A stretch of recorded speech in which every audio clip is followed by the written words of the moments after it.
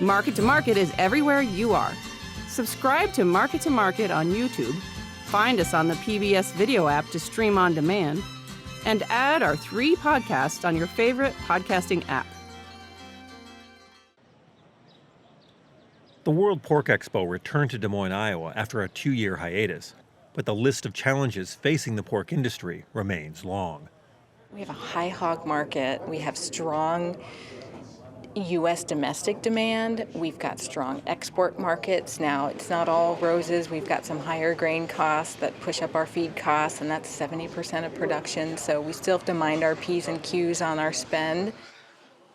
While China continues to be the largest export market for American pork, consuming 28% of the 7 billion pounds the U.S. exports each year, the industry is searching for increases in smaller markets to diversify the portfolio. We have to go after those small wins in those small countries, all the way from Jamaica to our Asian Pacific region. We'd like to go back to a more expansionist trade agenda in the United States.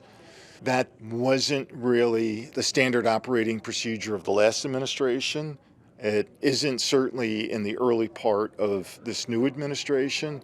Very important to us, but you got to take what you can get, right? Like, we'd love Trade Promotion Authority to be renewed. We would love the U.S. back in CPTPP, right? We'd love the punitive tariffs in China to come off, right?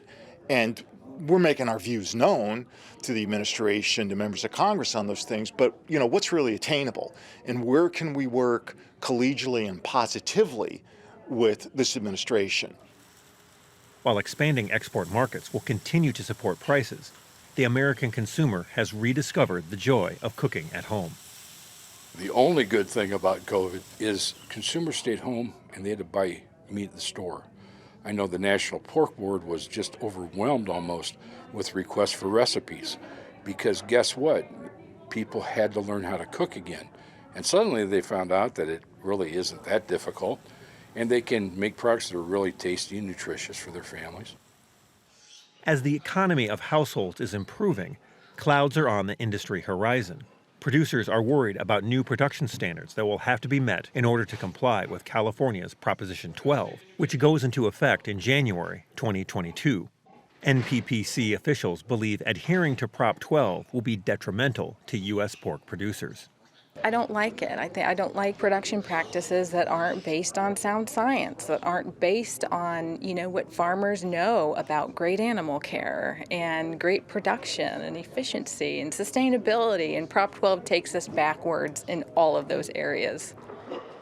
The specter of possible domestic disease outbreaks, like African swine fever, has the medical side of the national organization laying out its plans.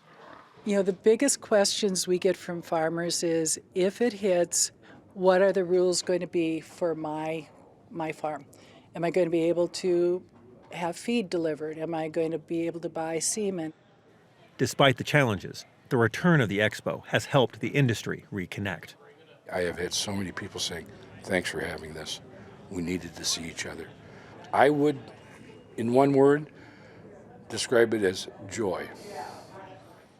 For Market to Market, I'm Peter Tubbs.